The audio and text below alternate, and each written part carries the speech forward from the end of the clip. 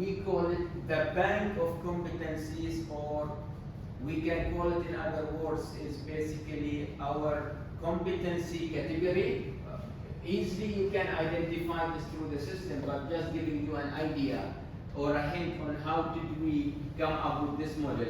So at the last left, we should be able to see the competency group, and then we should be able to see different competencies against each and every competency group. And here we have also the leveling of competencies. I know that you don't understand everything I say at the moment, but I'm sure once you have your username and password, once you log into the system, you should be able to see this in a different way.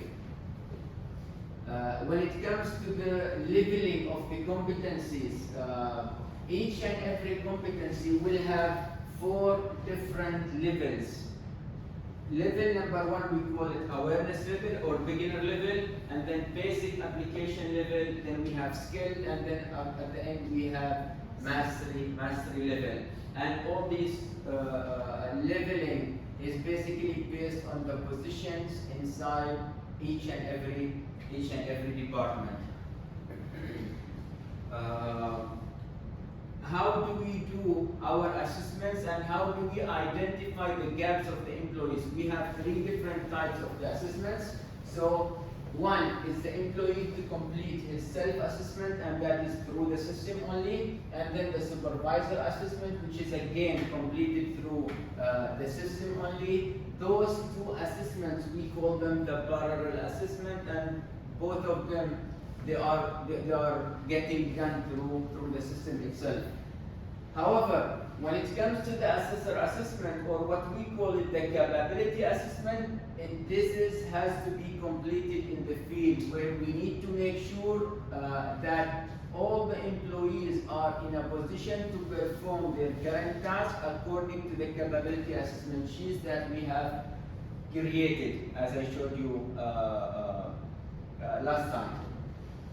And then once all this process is completed, then we should be able to see and identify the gaps of each and every employee, and then we do the learning for employees against each and every gap, and then they should apply the new learnings and then knowledge and skills as well, and then we do the reassessment afterwards until we confirm that we have competent people in place. When it comes to the confidentiality of the system wants everyone, as I said, is having a username and password.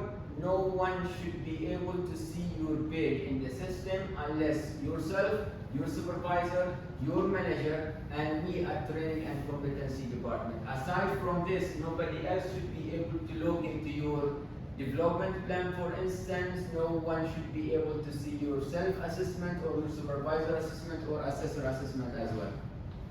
So everything is secured in the system, and the system is basically hosted in the cloud. In terms of if you have a dispute or if you are unhappy about your assessments, then you can approach. These are the 4 different steps. If any employee is having an issue with the assessment that's being conducted by the assessor, he can call in for assessor. If again he is not happy, or he feels that he was treated unfairly during the assessment, then he can call for internal verifier, which is only myself at the moment.